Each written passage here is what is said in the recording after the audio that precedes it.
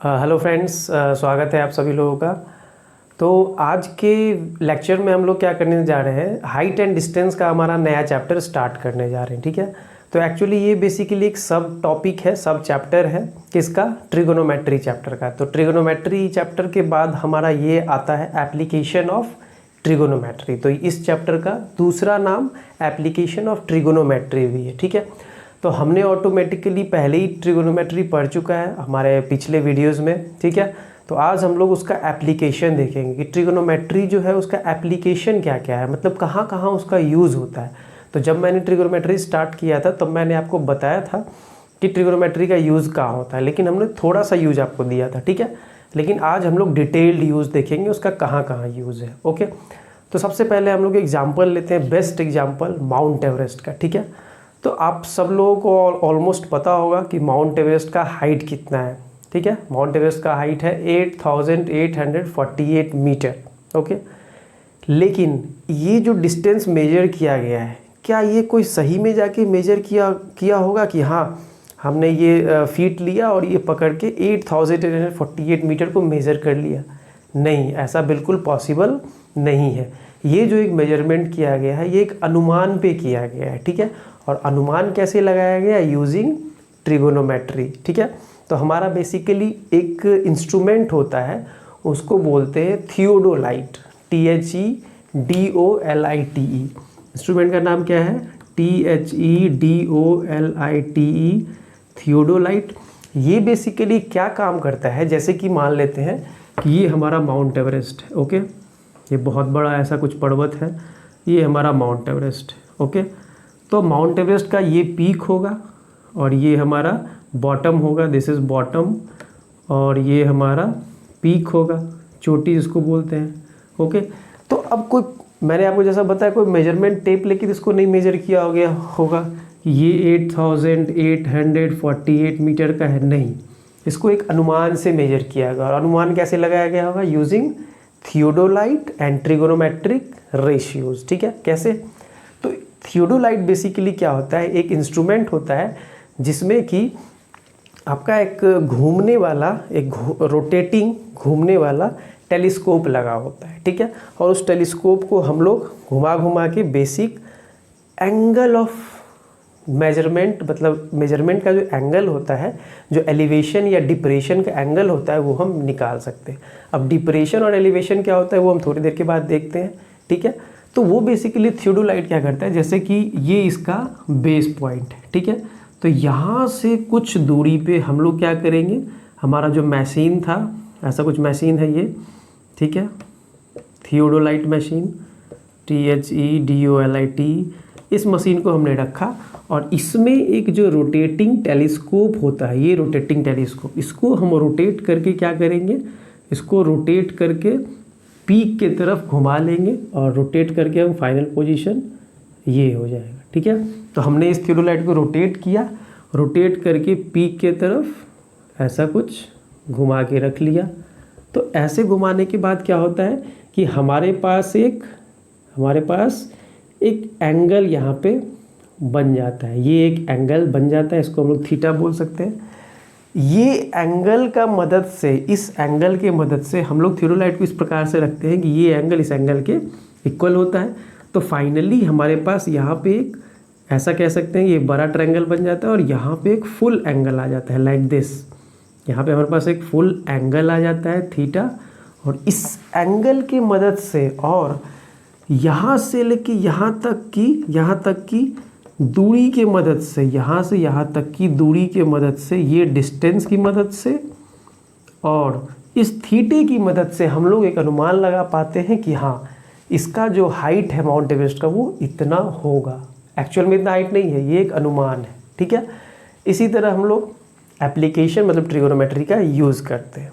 ठीक है, चलिए तो हम लोग आगे चलते हैं, इसमें कुछ टर्म्स है वो देख लेते हैं, क्या क्या टर्म्स है हमारे पास। ठीक है, तो अब मैं एक एग्जांपल लेता हूँ बेसिकली, जैसे कि कुतुब मीनार है, उसका मैं एग्जांपल लेता हूँ। ये हमारा let us suppose that Qutub Minar है।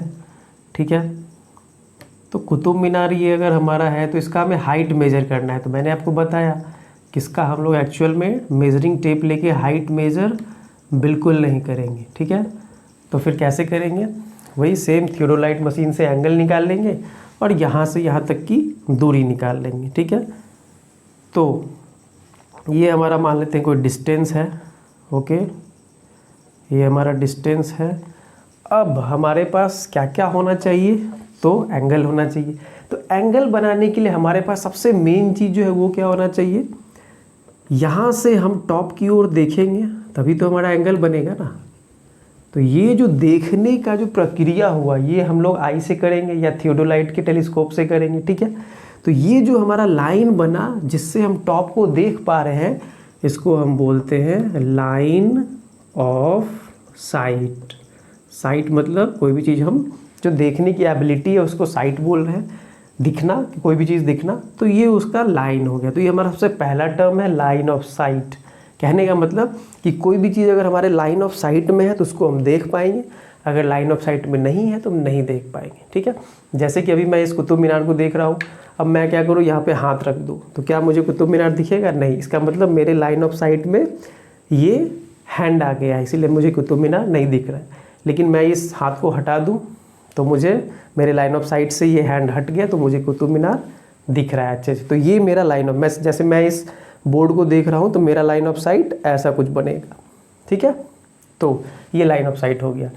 दूसरा टर्म हमारा है एंगल ऑफ एलिवेशन। दूसरा टर्म हमारा क्या है, second term is angle of elevation.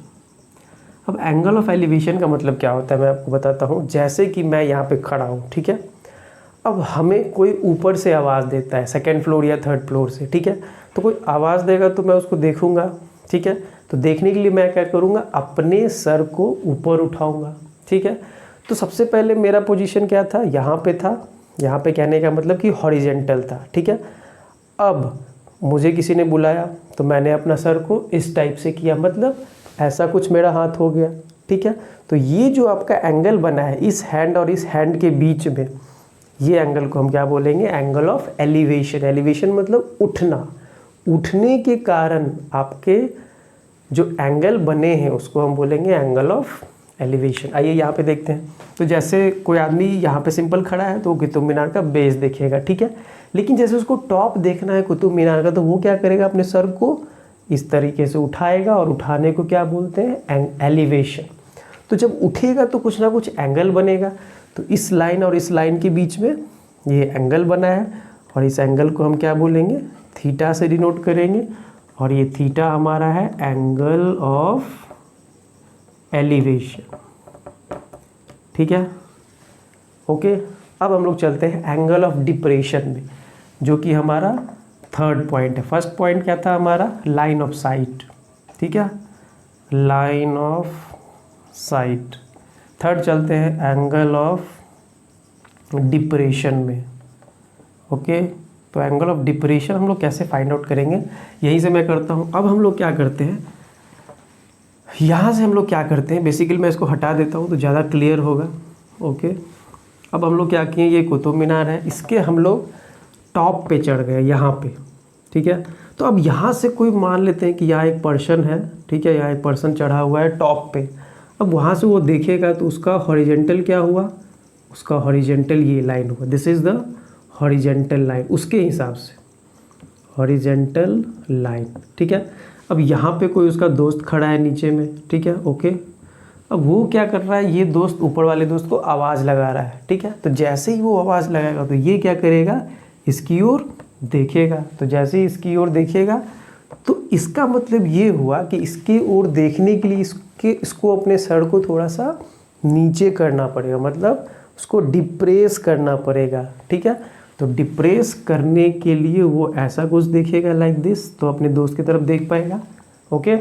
और ये जो एंगल बना है बिटवीन हॉरिजेंटल एंड ये एंगल ऑफ साइट, इसी को हम बोलेंगे एंगल ऑफ डिप्रेशन। इसको भी हम लोग थीटा से ही जनरली डिनोट करते हैं, ठीक है। तो ये हमारा हो गया एंगल ऑफ डिप्रेशन, ठीक है।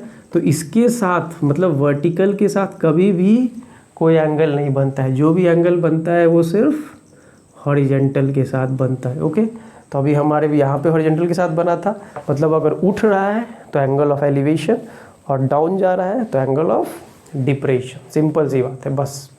तो बस हमारे यही पे 3 यही टर्म्स हैं। अब इस पे हम लोग कुछ क्वेश्चंस करेंगे तो आपको ज़्यादा क्लियर होगा, ठीक है। तो हमारे पास इसमें जनरली 5 टाइप्स के क्वेश्चन हैं, तो एक एक करके हम हर एक टाइप को करेंगे तो फिर आपका सारा डाउट क्लियर हो जाएगा, ठीक है।